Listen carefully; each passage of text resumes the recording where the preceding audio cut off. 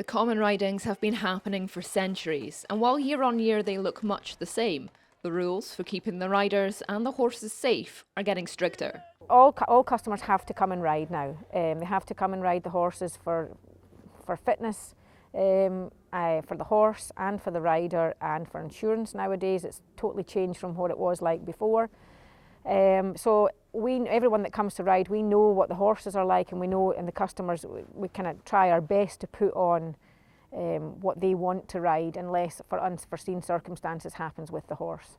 The work that goes on behind the scenes to make the common ridings happen means long hours and early starts. We start work usually midnight when it comes to the earlier morning rides, so quite often if it's just one day out of the weekend we'll just not sleep the night before.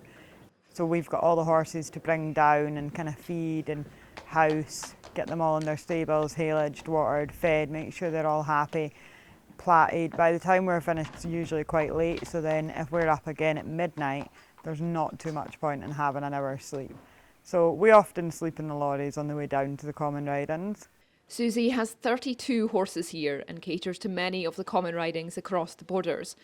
And there's growing demand for these centres as fewer places remain open. It's unfortunate that some of the hirers have stopped due to retirement, or they just don't want to hire out anymore after COVID. And there isn't a lot of horses about now, which does put pressure on everybody. Unlike myself, riders that are participating in the common ridings very much have to be more experienced riders, and that is a rule that's changed more so over the last decade, where they can't just hop on a horse and go. They have to have multiple ridings throughout the years, and they get to know their horses as well before they can go on a common ridings. And that doesn't even begin to cover all the work that's involved in getting these guys ready.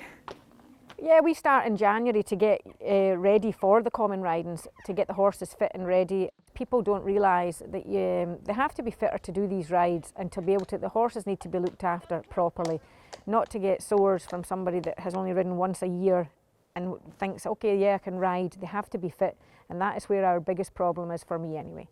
So much work goes on behind the scenes to make the common ridings the spectacle that it is. But next year, spare a thought for the staff, the riders and the horses too. Isla Todd, ITV News.